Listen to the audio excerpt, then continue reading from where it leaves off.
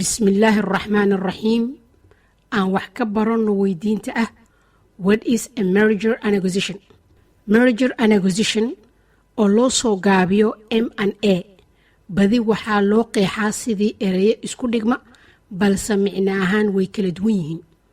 Haddaan ku hormarno erey bixinta merger waa marka laba shirkadood iyo ka badan ay isku biiraan oo ay noqdaan hal shirkad.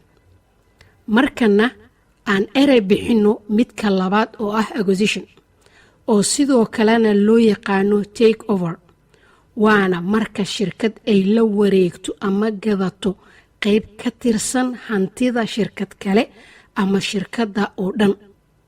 Haddii Rabbi idmo qeexidda soo socota waxaan kaga hadli doonaa labada nuuc ee loo kala saaro acquisitionka ama take overka.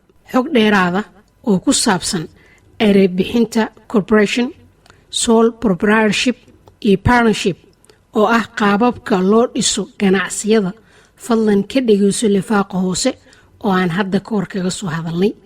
mahadsanidin waa inoo markale haddii Rabbi idmo.